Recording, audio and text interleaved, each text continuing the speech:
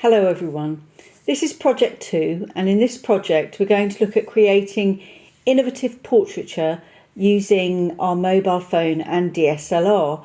The idea of this project is that we try a number of different approaches. So our first approach will be to look at the artist and photographer Vivian Maier, and specifically at her self-portrait work, and try and create our own versions of self-portraits using reflective surfaces, not just mirrors, but perhaps other environmental reflective surfaces as well.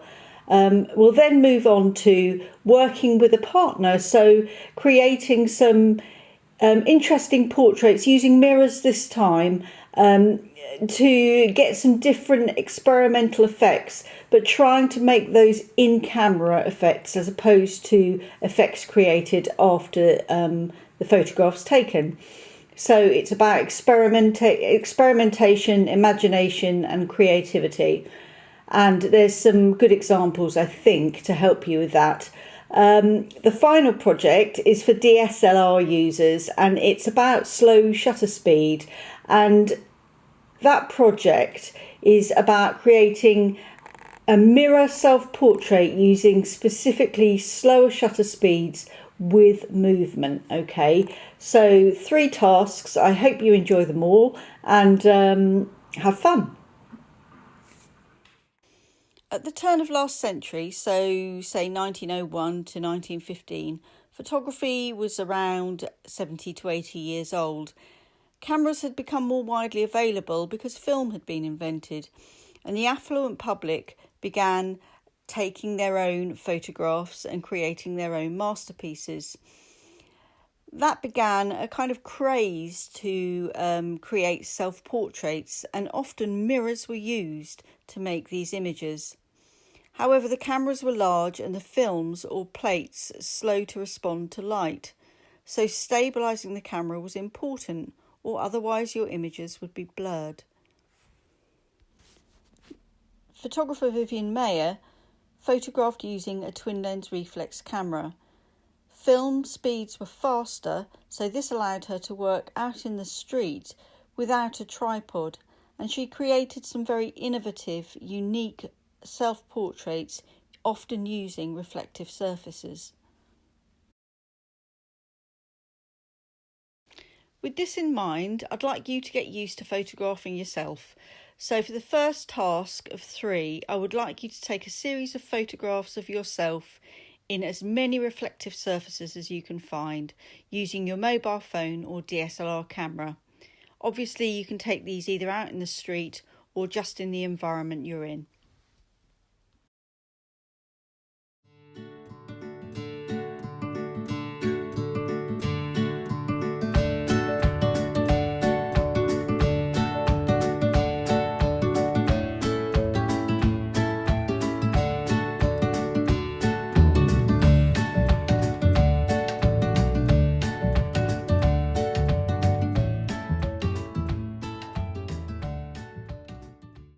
Okay, task 2 of 3, the other side. This time you're working with a partner using your mobile or DSLR and taking a series of pictures using mirrors for creative effect.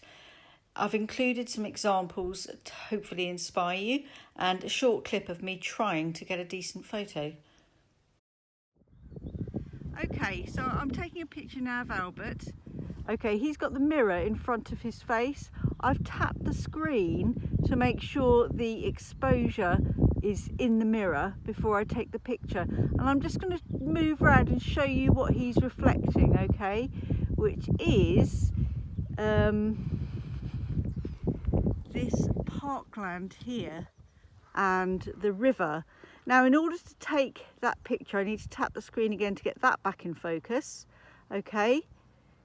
In order to take the picture of Albert, I literally needed to be quite a bit lower than him.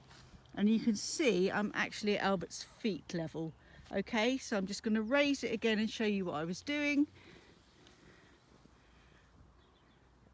I'm going to tap the screen. And I might zoom in a little bit. Get myself out of the shot.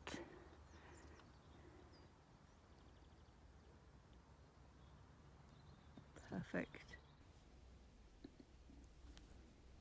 Okay, in this example, I've taken the large mirror and the small mirror, and you can see by the handle I've slightly tilted the mirror down, and that's created this rather interesting effect, disjointing Albert's head from his body. And I use this to make some interesting portraits.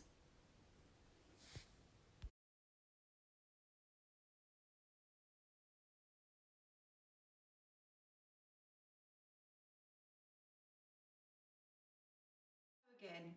So in this task, which is the third and final task in self-portraiture with mirrors, we're going to create slow shutter speed portraits, and I'm doing that using a DSLR so I can control my shutter speed. Now I'm going to put a link in the handout for you, so I hope that will be useful if you're a little unsure. But if you are a DSLR user, and you don't use manual, you can use a kind of a half automatic setting called shutter priority, okay? And I'm just going to show you that on the top of my camera. So for Canon, it's TV, and for Nikon and other models, it will be S. All right, now when I come to the back of my camera so I can see what I'm doing, hang on, I'm going to move my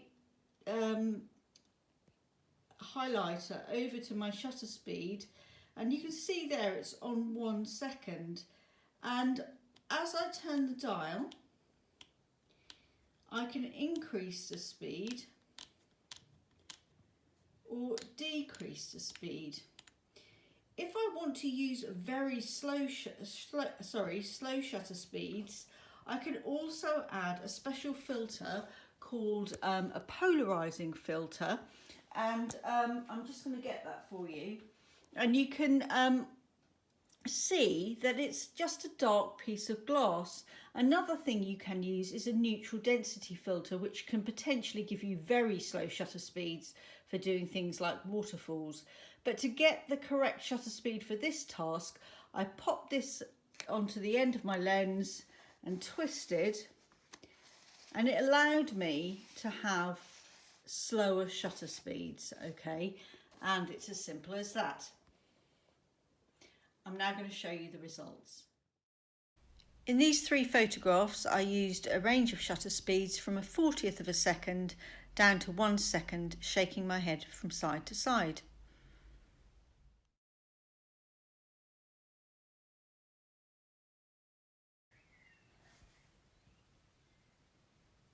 I wanted to make some subtle changes to this image in Photoshop, which was a little bit soft because I'd knocked the camera, as well as being blurred.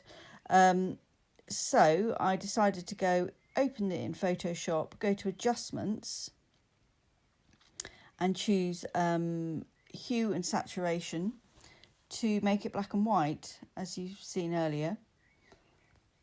I then went to Colorize, which helped me subtly change the tones of the image. I went through a few options, eventually deciding on cyanotype, which is an old-fashioned photographic process which makes your pictures blue, and I okayed that.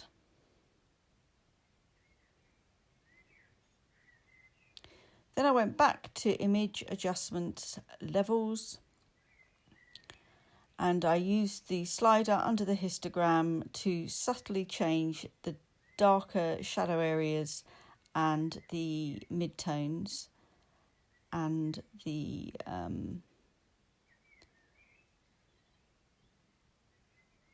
there we go, and then the highlights, just to bring a bit of oomph back there. Okayed that.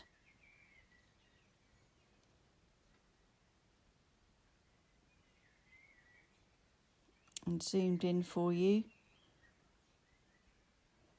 And we're just going to have a quick look at what it was like pre-levels and then after levels, which I prefer.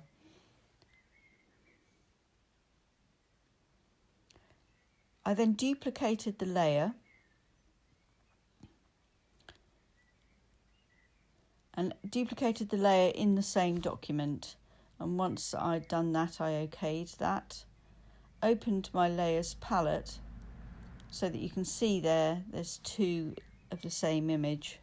I highlighted the top image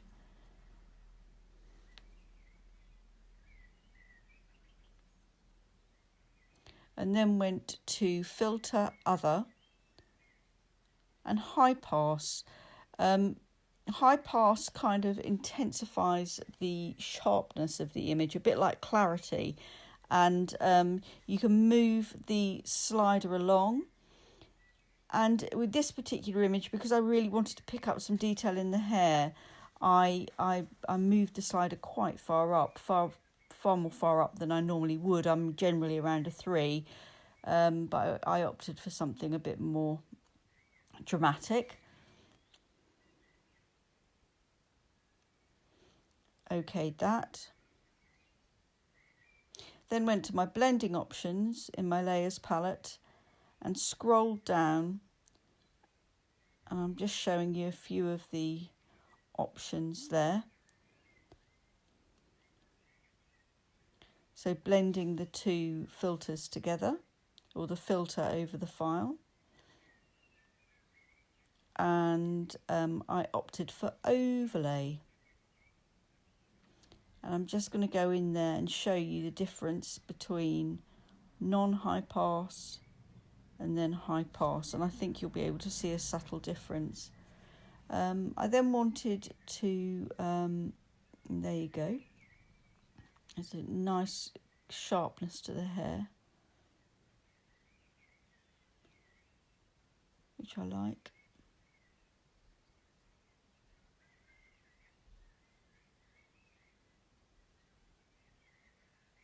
I then wanted to crop the camera out because it really served no purpose. So I clicked on the crop tool.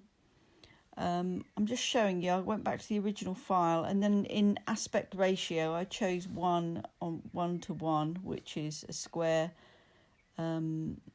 format, and that's in crop tool. Arranged my image as I would like, and then hit my return button once I was happy with the composition.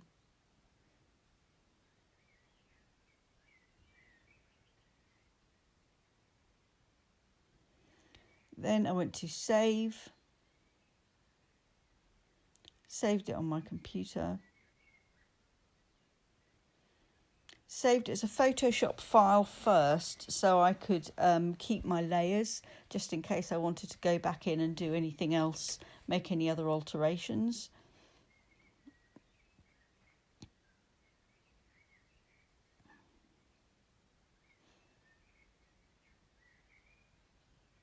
Then I went to layers, flatten image, and you can see in the layers palette I now only have one layer.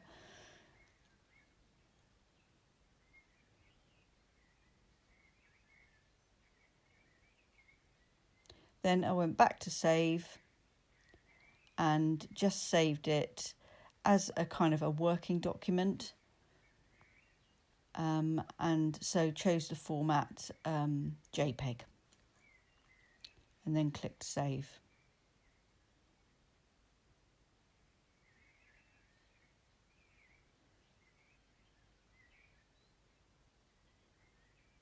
So obviously this process isn't set in stone. You know, I chose how to edit this image to my own personal taste, but use this guide to give you some ideas about perhaps how you could edit your photos, particularly slow shutter speed portraits that often need a little bit of tweaking.